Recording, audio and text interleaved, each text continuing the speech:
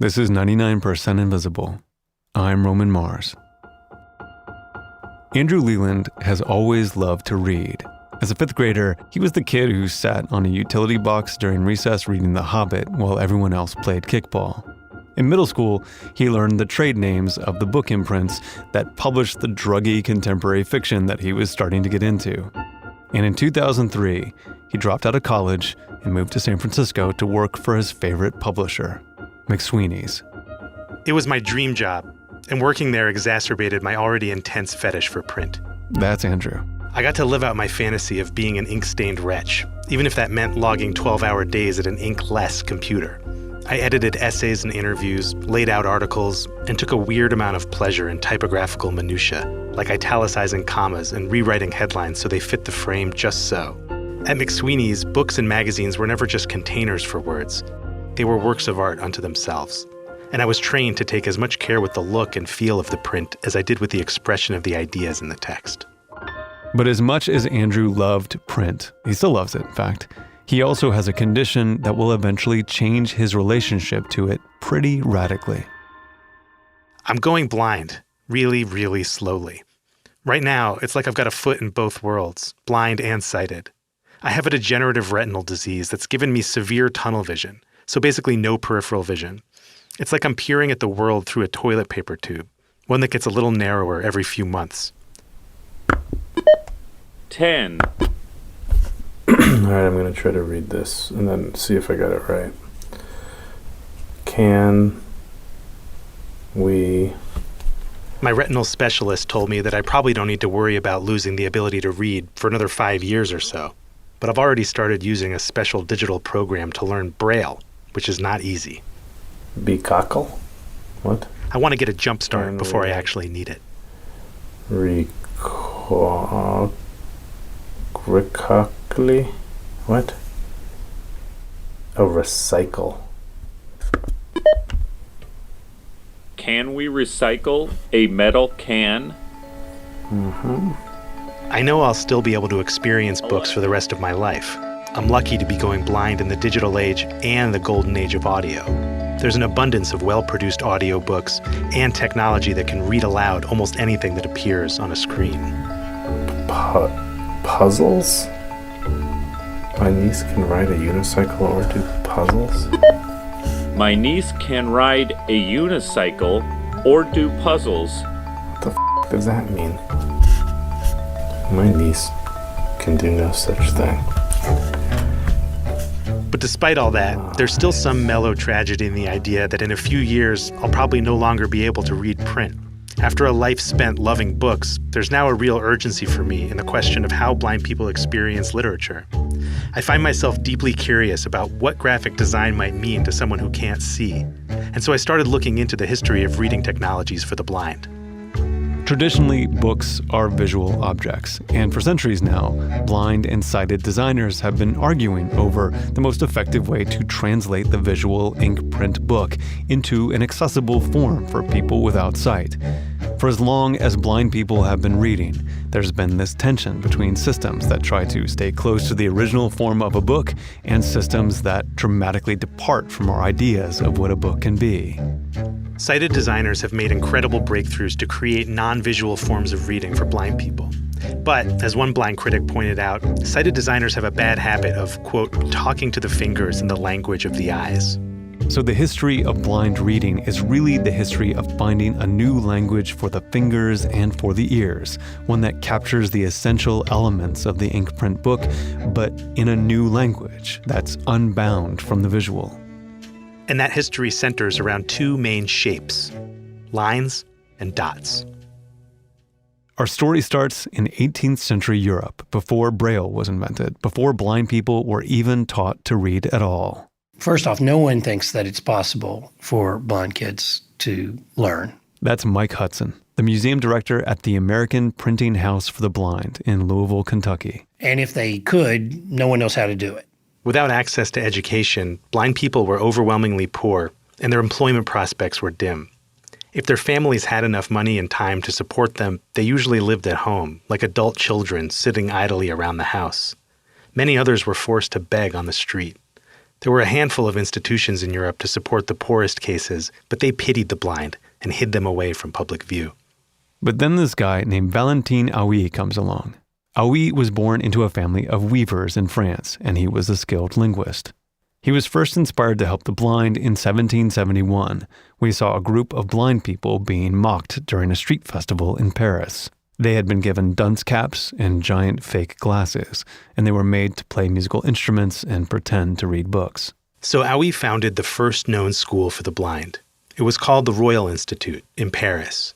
But even as he's getting the school going, Hauy kept a side gig. And Haui's side gig is as a translator for the King of France. And so every now and then he'll get these fancy embossed invitations to various events. And one day, one of Haui's students, a kid named Francois Lesueur, touched one of them. And Francois Lesueur notices that he can feel something on these invitations. And that gives Hauy the idea to develop this idea of embossed printing in raised letters. So in 1786, Hauy makes the first machine-embossed book for the blind, a treatise on blind education. It's written in print, the kind that sighted readers would recognize, but the text is all raised so that blind students can feel the shape of the letters. And it's a radical move. Not just the first book for blind readers in history, but basically the beginning of the idea that blind people can be educated. But there are a few problems. Well, first off, no one can afford to buy these books. Okay? That's because the books are massive and prohibitively expensive, but they're also just really hard to read. They're filled with ornate 18th century letter forms with their curlicues and flourishes, which are confusing to the fingertips. It's not until many years later, near the end of Haui's life in 1821, that a very different blind reading system begins to develop, one that uses dots instead of lines.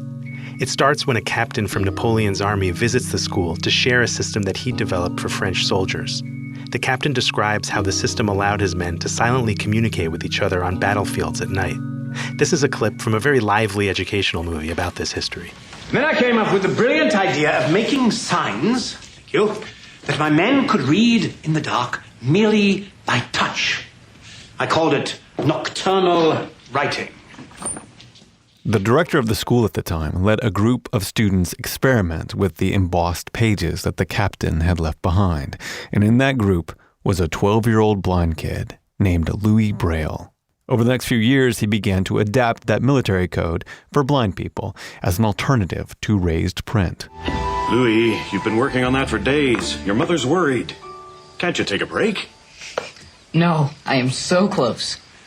I've got it worked out so that all the letters of the alphabet are represented by raised dots in different combinations. Louis Braille simplified the military code and maximized its efficiency. He substituted the 12-dot system developed by the captain into a 6-dot system, which allowed blind people to read faster by recognizing a letter with the touch of a single finger.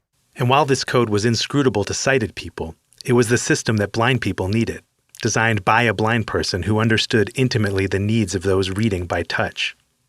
Another advocate for the blind would say of Braille, it bears the stamp of genius, like the Roman alphabet itself. But despite its effectiveness, Braille didn't catch on right away. It wouldn't become the dominant system in France for another 30 years, and it'd be nearly a century before it became standard for blind readers in the U.S. Because it was effectively suppressed by a well-intentioned, world-famous visionary of blind education. Around the same time that Braille was quietly developing his new reading system, an American named Samuel Gridley Howe came to visit the Royal Institute in France. He was doing research in anticipation of opening the first school for the blind in the U.S. And I wish I could tell you that while in France, Howe discovered the wonders of Braille, but that's not how it went down. Instead, he saw the raised letter books and he was intrigued. But in true American fashion, he found all their fancy flourishes impractical and typical of European excess. So he decided to make his own system that improved on the Europeans' work. And he came back and he modified it a bit. That's Kim Charlson, the director of the library at the Perkins School, which Howe established in Massachusetts in 1829. Because they were using a more Gothic style font that he felt was a little too ornamental and more difficult to read by touch. So if one of Haui's French books looked sort of like an ancient tome in a horror movie, whose letters rise up in fleshy protuberances, then Howe's system is similar, but it looks more runic, Tolkien-y, elvish. Howe sharpened his letters' curves into points to make them more distinct under the fingertips. The letter O, for example, is shaped like a diamond. Howe calls his new system Boston line type. Boston line type is really the beginning of literacy as we know it as a movement for people who are blind in the United States. And like the older French system, Boston line type was designed to be read both by blind and sighted people. And if you're able to see and look at one of these books, the letters are totally easily legible. Boston line type allows blind people and sighted people to sit down together and to read. There's no barrier between them. And this idea was really important to Howe. He didn't want blind people to use a system, like Braille, that was separate from what sighted people used. He thought it would isolate blind people and prevent them from integrating into the wider world. Long before the concept of universal design had been articulated, it was informing Howe's thinking about how to design for people with disabilities. And also, you can imagine the argument. Well, we want our kids that are blind or visually impaired to use the same system that our sighted kids use, right? That sounds good, right? But it turns out that raised letters are just not as good as Braille. Why not?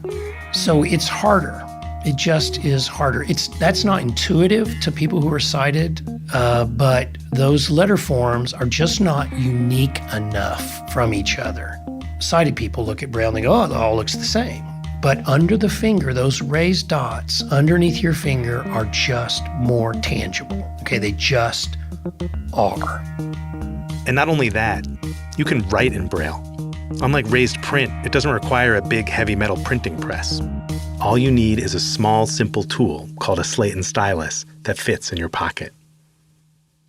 By the 1860s, some schools of the blind in the U.S. had begun experimenting with Braille. And while many faculty members still resisted it as an arbitrary, impenetrable system, the blind students who were exposed to Braille argued passionately for its superiority to raised letters. At the Missouri School for the Blind, students passed each other notes and reportedly even love letters in Braille since they knew their teachers wouldn't be able to read them if they got caught. But Howe had invested a massive amount of time and resources into developing, distributing, and promoting Boston line type. And he'd become a hugely influential celebrity in the field of blind education.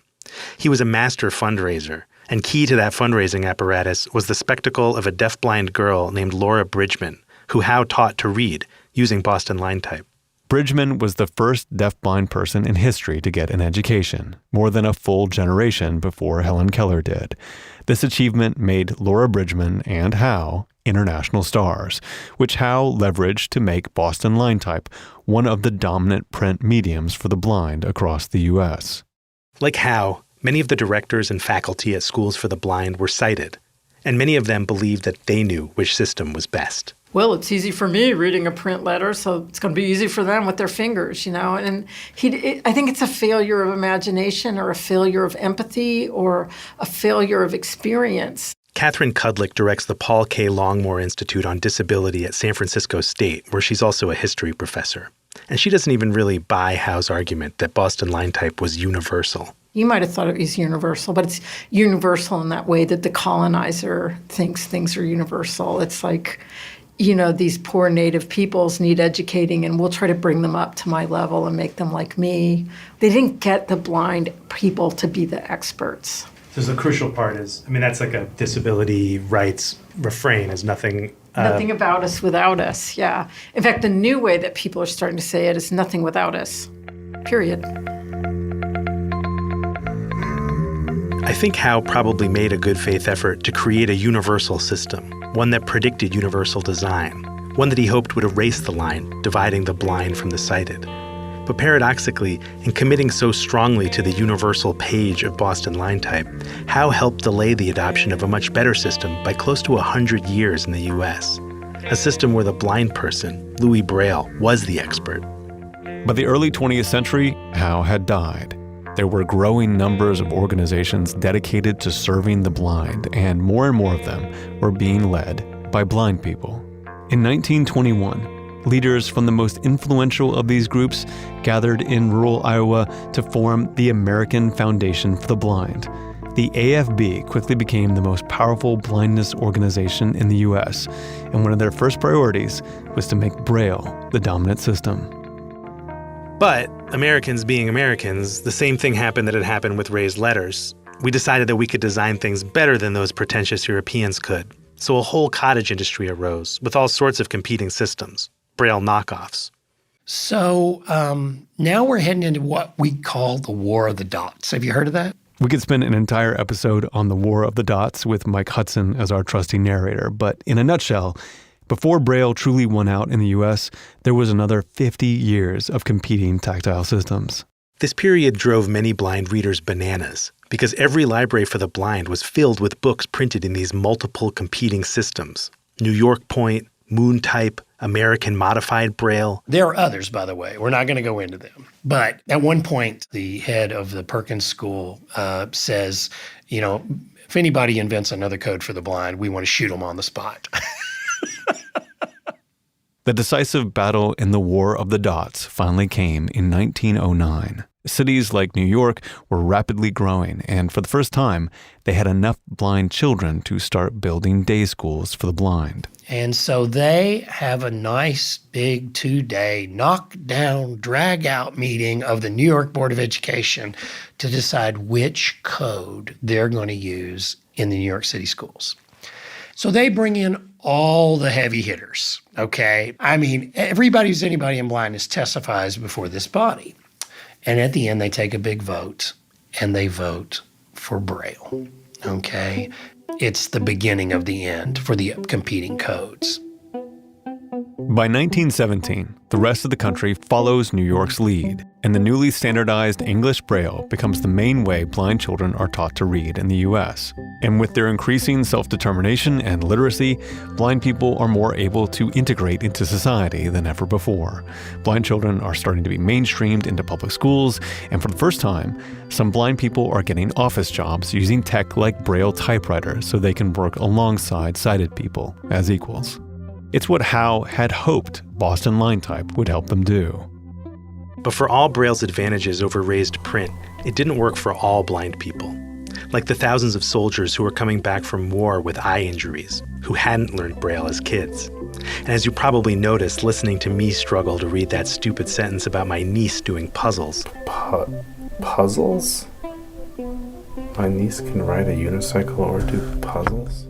Learning Braille as an adult is really hard. My niece can ride a unicycle or do puzzles. But as sound recording became easier and more affordable, those people who'd become blind later in life had new options. Options that would transform our ideas of what a book can be. Translating ink print books into sound might seem more straightforward than building a tactile reading system. After all, books were born out of a few thousand years of people telling each other stories, and we all learned to read by having books read to us. But early efforts to make recordings of books for blind readers brought with them a new set of design challenges. The American Foundation for the Blind partnered with the Carnegie Corporation to publish experimental books on phonographic records. They called them talking books. They hired narrators and pressed the recordings onto long-playing records, 25 minutes aside. These books were circulated by blind people about a decade before LPs became available to the wider public. The first audiobooks and the first LPs were made for blind readers. But these talking books raised big questions. What should a book sound like? How do you translate the elements of a codex, which is a fancy word for the thing that we usually call a book with paper pages, ink, and binding? How do you translate one of those things into sound? The definition of the book basically imploded right after these talking books started to be developed because all sorts of producers started to come up with new ideas for things that they would call talking books that certainly had nothing to do with the codex form. That's Mara Mills. She's a professor at NYU who works at the intersection of media and disability studies. And I promise she's the last academic I'm going to introduce you to. Let's cease our chatter for a minute and listen to his ringing cathedral-like song. The Cornell Ornithology Lab, for instance, decided that they wanted to take some of their birdsong recordings and make a talking book for blind people out of them. Their songs are among the finest of American birds, and they rival and perhaps surpass When those of the Snow old White Royal came out songbirds, as an early animated talking movie, the AFB decided they wanted to make a talking book version of a talking movie. Walt Disney's Snow White and the Seven Dwarfs. Recorded solely for the use of the blind. There was no book origin. They called it a book, and they circulated it as a talking book, but it was a audio description of the images in an animated film with some of the sound files and dialogue from that film. The huntsman crept closer and closer. Papa can't be far. When he was right behind Snow White, he drew his big knife. Then Snow White noticed a shadow on the ground. Very quickly, all sorts of things began to be called books that had a very marginal relationship to the book form. And as talking books became more elaborate and theatrical, more filled with sound effects and music, some blind people grew frustrated. More and more blind readers wound up breaking their record players trying to speed up the voices of the narrators. They weren't listening for sonic aesthetic pleasure. They wanted the damn information, and the fancy productions moved too slowly for how fast they wanted to read. Which is the same impulse that makes people listen to podcasts at double speed. As with raised letter books, the ornamental flourishes of music and sound effects got in the way of blind people's desire for speed. And so talking books began to sound different. The Holy Bible, the King James Version. Read by Alexander Scorby. No-nonsense narrators, like Alexander Scorby, became more popular in the 1940s and 50s. And their voices became almost like fonts, standardized, legible, and most importantly, conveying information without getting in the way, more like the narrators of contemporary audiobooks. In the beginning, God created the heaven and the earth was without form and void, and darkness was upon the face of the deep, and the Spirit of God moved upon the face of the waters. And God said, "Let there be light," and there was light. The book historian Matthew Rubery told me that if you bring up the name Alexander Scorby with a blind person of a certain age, their eyes will fill with tears because of the associations they have with his voice. They grew up listening to him, reading him. So perhaps this is my consolation as I become a blind reader. I can just trade a visual typeface for a verbal one. Let there be a firmament in the midst of the waters, and let it divide the waters from the waters. In some ways, my fears about losing my visual relationship to books resembles the anxieties that sighted people have about the demise of print in the digital age. As more and more people read on screens, there's an old guard who bemoans these new forms of reading as inferior. These critics believe that the trusty old technology of the book will always be the superior vehicle for ideas. You can hear this conservatism and condescension, not only in those people who malign the ebook, but also in the voices of people who say that you haven't really read a book if you listen to it.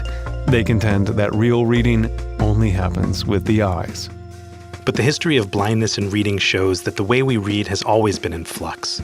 The media scholars and book historians I talked to all told me the same thing. Reading doesn't happen in the eyes or the ears or the fingers. It happens in the brain.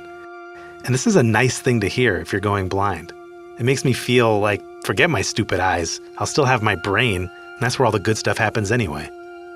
But this idea doesn't really soften or mask the fact that blindness is inescapably a loss.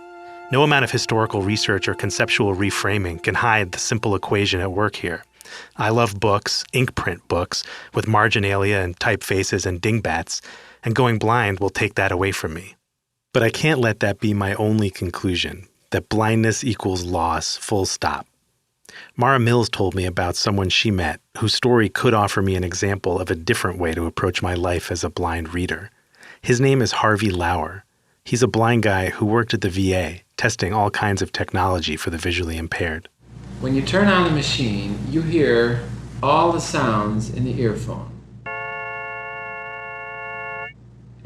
This is Harvey using an optophone, a kind of scanner that would look at text and turn it into a series of tones representing the shapes of the letters.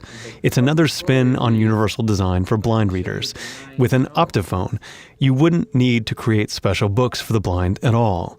With training, a blind person could read an ink print book using one of these devices. The optophone was first developed in 1912, but this recording is from 1971. Reading sounds like this. First off, find the line.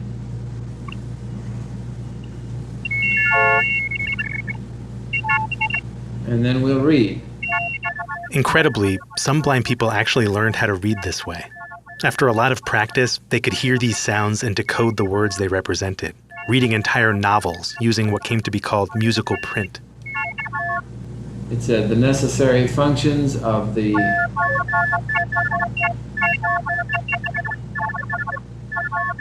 Using the devices he tested for the VA, Harvey could read by vibration, through musical print, plus Braille and super sped up talking books. He reads using more of his body, more of his senses than perhaps anyone else on the planet. His colleagues called him a cyborg. He walked around with these devices dangling around his neck wherever he went, emitting vibrations and synthetic musical tones. I had to turn up the threshold after empirical. Mara told me that this sometimes led to funny incidents of confusion, like the time Harvey walked into a 7-Eleven and heard all these electronic tones coming out of the various machines in the store. He tried decoding them because it seemed to him like they should be alphabetic. And then he realized, nope, they're just electronic tones. It's just the cash register. Harvey's mistake in the 7-Eleven suggests to me a way that my future as a blind reader might actually signal something other than a total loss. Blindness could add something to my life, even as it takes something else away. Learning to read in new ways, through new senses, could increase my appreciation for the world around me. Harvey told Mara that he finds the electronic tones and chords of the optophone beautiful. He said they remind him of Debussy's music, which gives me hope that whichever way I end up reading, through sped-up synthetic speech or Braille, or maybe some high-tech post-optophonic cyborg system that's yet to be invented, that I'll find the beauty in that kind of reading, too.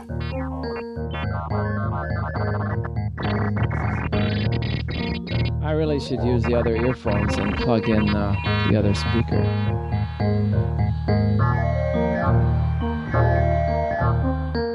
The hypothesis or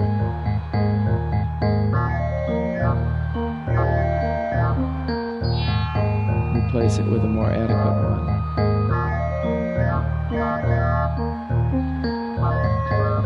And failure to find.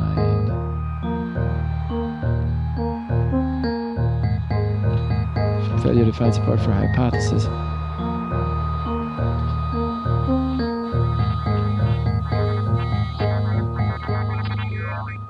Does not necessarily reflect on the quality.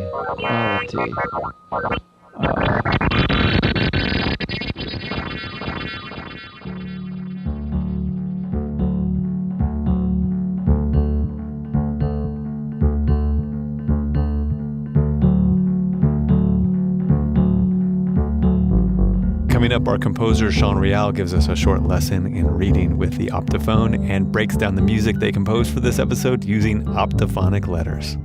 After this.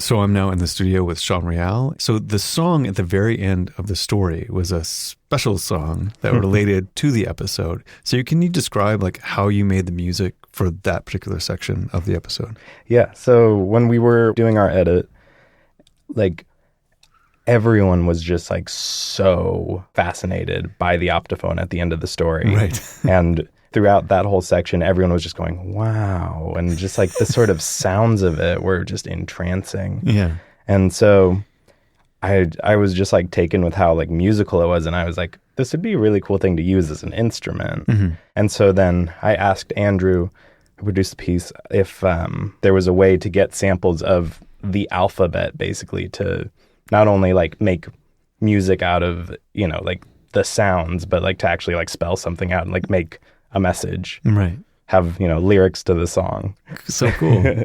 I found out that it's very hard to actually write with optophone samples, but I'll talk a little bit more about that later. I want to play you some of this because when I was listening to the tape of like all these different letters, I was really struck actually with how intuitive it is. Oh, cool. Okay, so let's hear some. First thing I'm going to do is going to play you an O. So here's an O. What the optophone is doing, it's actually scanning text. And so it's basically making an auditory shape of the letter. So the O, if you think of like the left of the O, you're going to have kind of like two mid-tones, like very close to the middle. Right. And then as the circle opens up, you're going to have a tone that is high and a tone that is low. Right. And then they're going to close back up. Joins back up. Okay, so you have like two tones in the middle, and then it expands high and low, and then goes back down to being in the middle, and that creates the shape of an O. So you're just scanning across a letter as if it's just printed type. Yeah, okay. And so here's that same O again, but slowed down, so you can really hear it. Okay. Okay, good. Yeah, okay. Okay, cool. Okay, I think I got it. I think at least I got that one. Yeah. Okay. So, and then another letter that I thought was the best letter actually is a W. And this one, I think you'll really be able to hear this one because unlike the O, or actually most of the letters in the alphabet, the W doesn't have any like vertical stacking. So it's really just like, you really do like read it left to right. Like there's it's one point at a time. So like you don't hear two tones simultaneously. So you should be able to trace the W as it goes high, low, high, low, high. Exactly. Okay. So here's the W. And then here it is. You do have to slow it down for me though. And then here to slow it down. Okay, do that again. Yeah. What I really love is that, like, you can tell that the midpoint of the W is lower than the other 2 points, than the outsides. Right. And that's so interesting. So they're choosing a certain type of W. It doesn't go all the way. It isn't a W where the middle goes all the way to the top line. It's one where it goes in the middle. Oh, interesting. Okay. Yeah, it's extremely specific to whatever font you have, like whatever page you're reading. Makes sense, yeah. So to make the music, I was listening to a lot of raw tape of Harvey Lauer just playing with his optophone and kind of like being awed at it in the same way that we were. And so that was just like so neat. And so there's like this tape of him just reading numbers with it and just like really getting a kick out of it. There's an open 4, by golly. There's a good 5. These are nice numbers.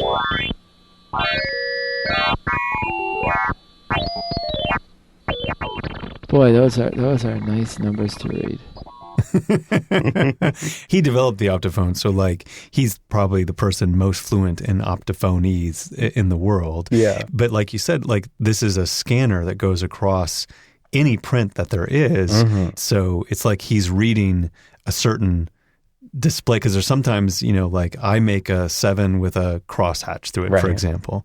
And so that would sound different than a normal 7 without a crosshatch across the middle of it. Yeah. So even though, he knows the optophone better than anybody, every time it scans a new font, a new typeface, you get something new from it. Something new from it. He's just really enjoying reading. Oh, that is so cool. Okay, that's so great. Yeah. So inspired by the optophone, you composed a couple of songs, and one of them was at the end, and it had a message inside of it that was a true optophone message inside of the song. So what did it say? If very true optophone message. It said optophone.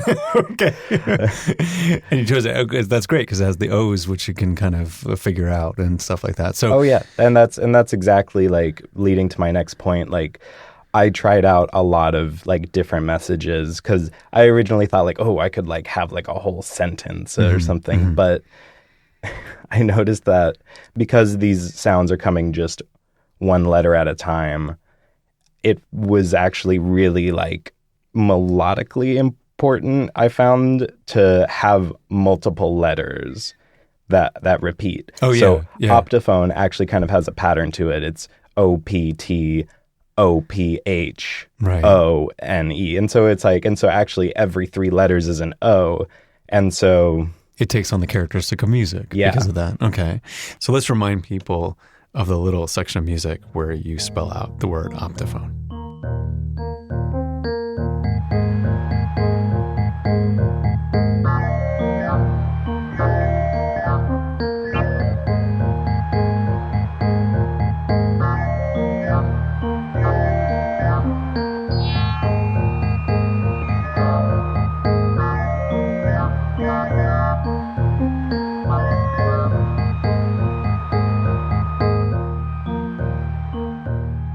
That's so cool. That sounds so good. Could you hear the letters? I totally could. I mean, you had to tell me what it was before I heard it, but, I understood it at least a little bit.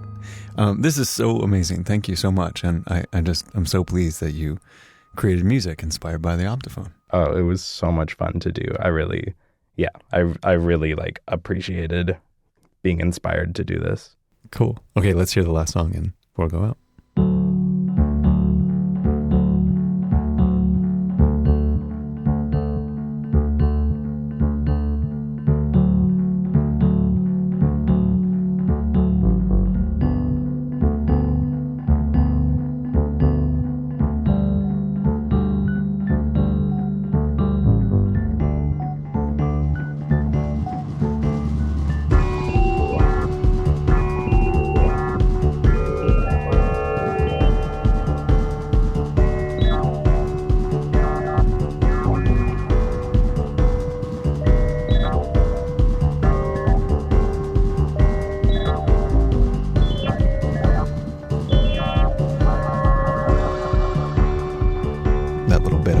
Tape says 99% invisible.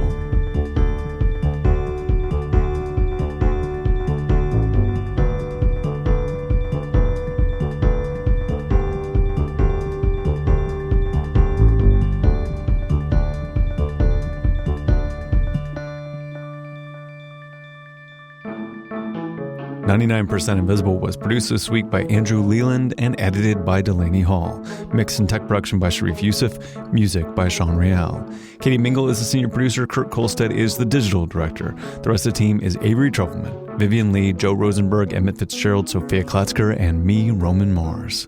Many thanks this week to Sari Altschuler and David Weimer. We found out about the story of Boston line type from an exhibition they put together called Touch This Page. The exhibition is also online at touchthispage.com, where you can see examples of Boston line type and other precursors to Braille. Special thanks also to Jen Hale and Jennifer Arnott at the Perkins School, Matthew Rubery of Queen Mary University of London, whose book about the history of talking books is awesome, and Waleed Maliz from Northeastern's College of Engineering.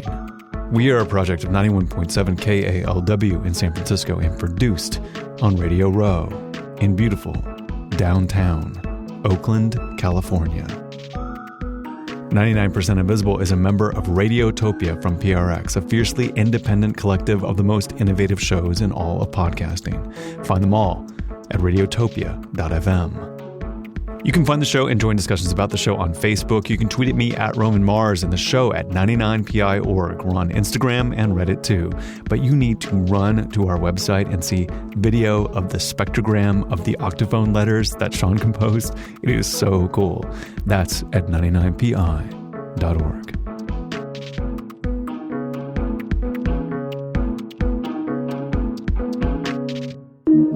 Radiotopia.